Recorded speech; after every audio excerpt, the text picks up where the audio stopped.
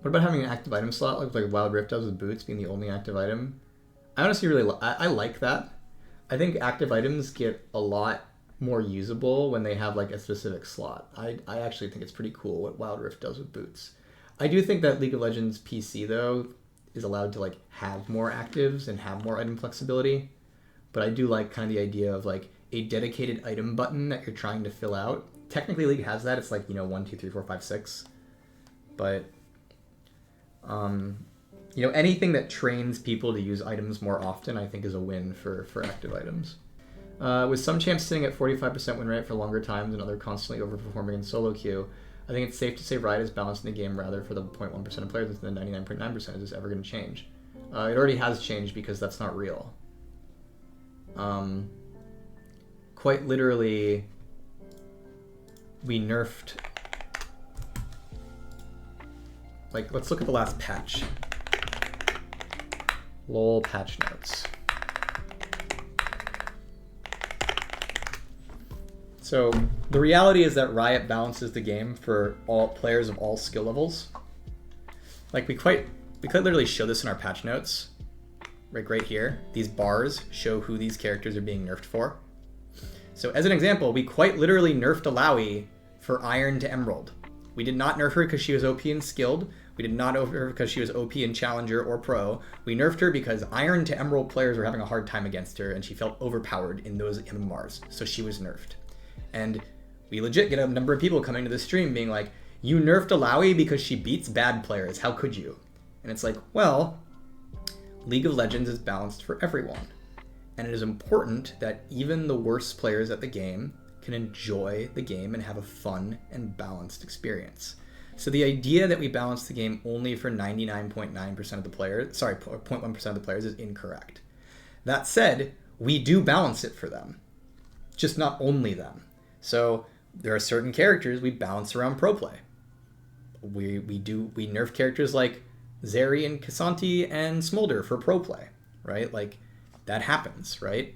And so it is important the game is fun and makes sense and is balanced in pro, but it is also important the game is fun and makes sense and balanced in lower MMRs. And so we do both.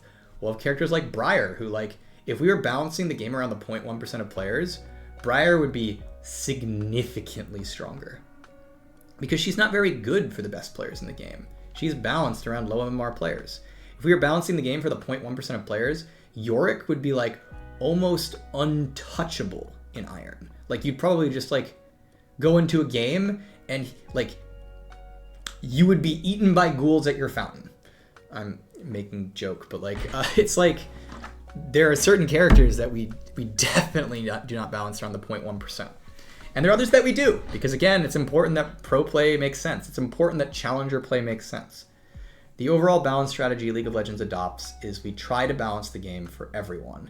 Everyone being different groups of players at different skill levels and making sure their experiences make sense in any individual skill level. Have you ever thought about ELO earned lost based on personal performance? It feels bad when a teammate dies in early game. Then GG. I mean, I understand what you're saying. The problem with performance-based MMR like changes is that compared to say like a game like Valorant, League is much, much more about things that don't reflect personal performance.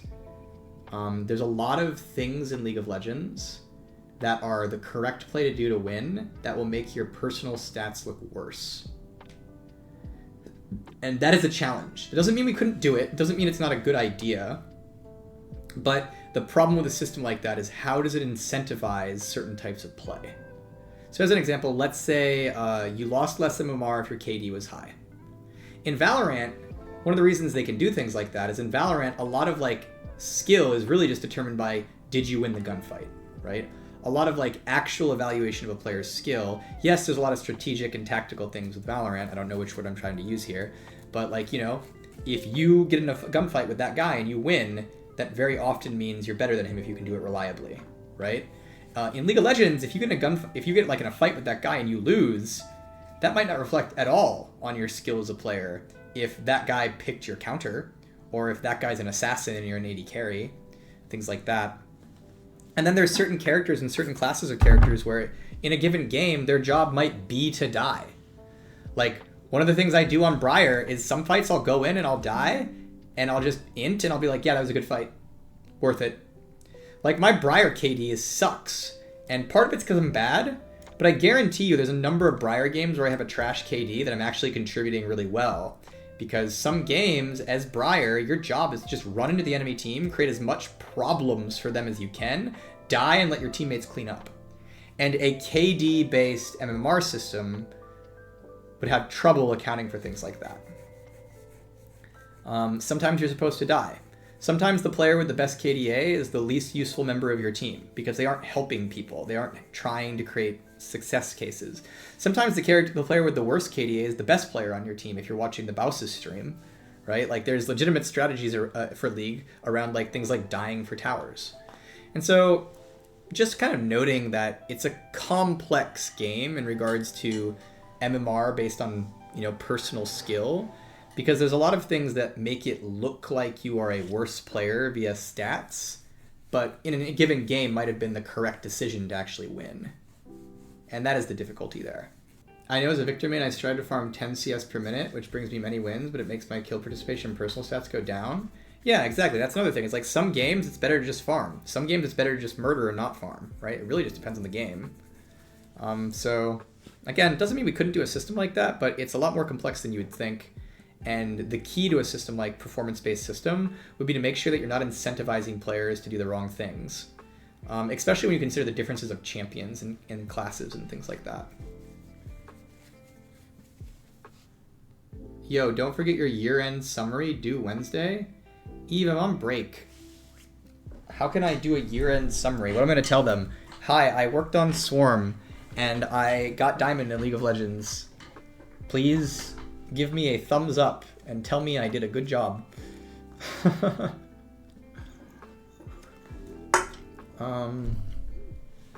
Yeah.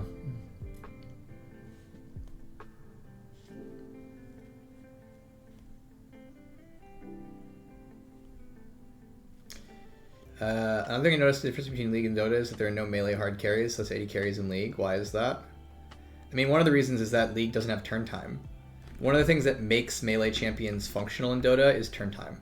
The other thing Dota has is BKB, which is another thing that makes melee champions function in Dota. It's a lot easier to be a hard carry in a game like Dota when you can jump into a fight, the enemy AD carry can't kite you because they have turn time, and you can go immune to crowd control whenever you want, such that they also can't stop you from killing them, right? And so that enables melee patterns quite a bit more.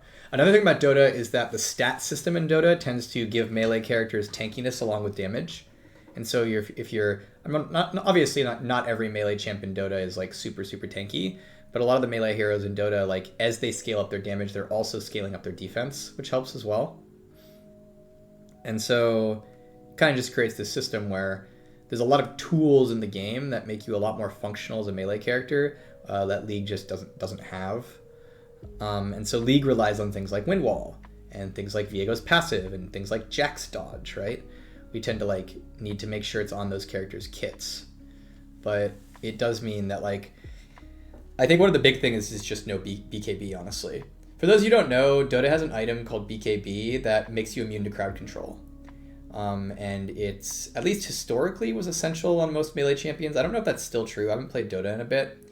But BKB really matters in terms of melee patterns because it allows you to go in and fight people as a melee without just dying, being CC'd and killed. Whereas one of the reasons a lot of melee characters struggle to truly hard carry compared to their ranged counterparts, doesn't mean they can't do it, but they struggle with it, is they, by definition, must put themselves in the middle of the enemy team to deal damage, and that leaves them exposed to the damage and crowd control of 5 enemy team members.